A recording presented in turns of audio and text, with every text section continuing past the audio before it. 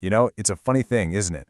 A recent study shows that Indian professionals are investing more than they ever have before. But at the same time, that feeling of financial anxiety is also climbing. So what's the deal?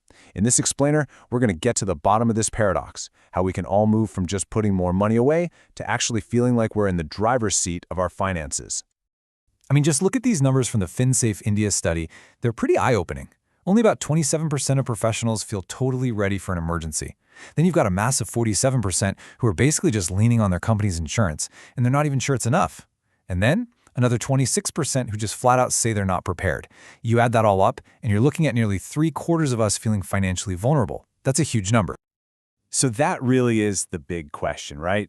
If we're all investing more, why do so many of us still feel like we're walking on a tightrope? This is what we're calling the preparedness paradox. And over the next few minutes, we're not just going to talk about it, we're going to lay out some clear, practical strategies to actually solve it. Okay, let's make this real. Let's move away from that vague feeling of anxiety and zoom in on a very specific, high-stakes decision that a lot of us will face: buying a new car. Let's just imagine it's December 2025, and you're in the market. First things first, forget that old idea of a big year-end clearance sale where you can get any car for a steal. The game has totally changed. Consumer demand is stronger, and dealerships are keeping a much tighter lid on inventory. So getting a good deal isn't about getting lucky anymore. It's all about being strategic and actually running the numbers. And hey, don't just take my word for it. Gajendra Sinjingit from Cars24 puts it perfectly. The days of those massive, across-the-board deals, they're pretty much over. Now, discounts are more like surgical strikes. They're aimed squarely at older stock or models that just aren't flying off the shelves.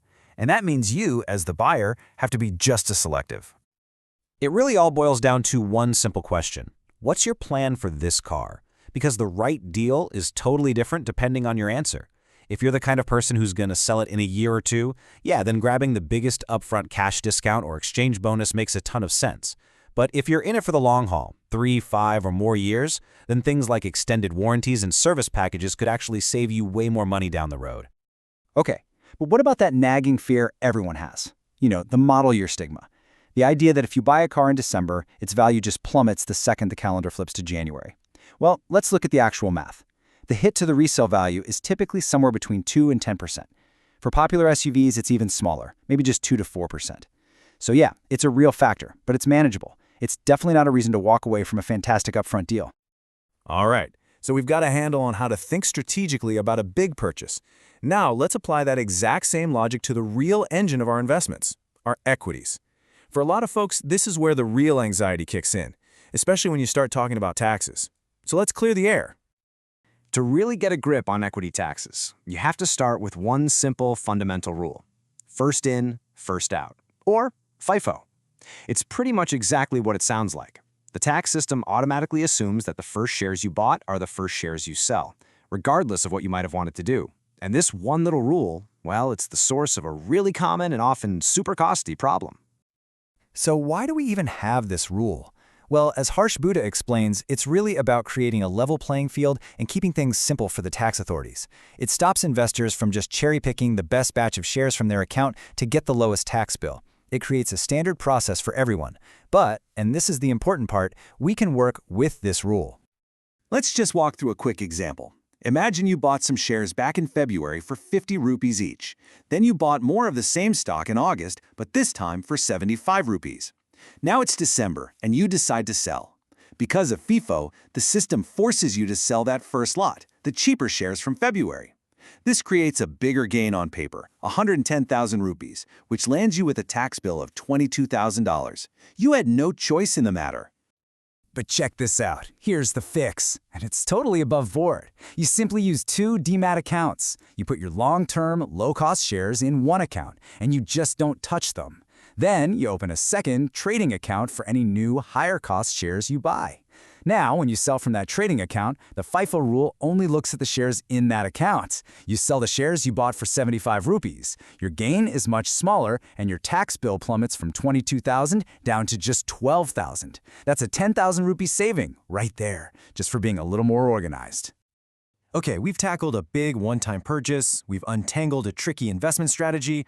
Now let's bring that same smart thinking to a tool most of us use every single day, the credit card. This is all about making your daily spending actively start working for you. Picking your first credit card can feel pretty overwhelming, right? There's so much marketing noise, but it really just boils down to these 3 simple steps. First up, you gotta know yourself. Where does your money actually go every month? Second, ignore the big flashy points numbers and find out what 1 point is actually worth in cold hard cash. And third, find a card that gives you a major boost, a multiplier, in the categories where you're already spending. So, how do you figure out a card's real value? It's all about looking past the hype. You've got your base rate, sure, how many points you get for every 100 rupees. But what you really need to know is the cash conversion rate. What's a point actually worth? Then you look for those category bonuses, where you can earn 5 or even 10 times the points. And finally, the real secret weapon for some cards is the partner ecosystem. Transferring points to an airline or a hotel can sometimes double or triple their value. Okay, so we've looked at smart purchasing, smart investing, and smart spending. This brings us to the final and honestly the most important piece of the whole puzzle, a total shift in how you think about all of this. This quote from Uma Shashikant just hits the nail on the head. For way too long, being good with money, especially for women, has been narrowly defined as just being a good spender or a careful saver. But that's just a tiny piece of the financial picture. And this is what we're really aiming for. True financial control, the kind that actually gets rid of that anxiety, isn't about pinching pennies. It's about building your assets and then making those assets, your investments, your savings, even your credit card points, actively work for you. It's about making the shift from being a passive saver to an active manager of your own wealth. So I'll just leave you with this one question to think about. After everything we've looked at, it's really the most important one you can ask yourself. Are you simply a spender of money, or are you becoming a manager of your wealth?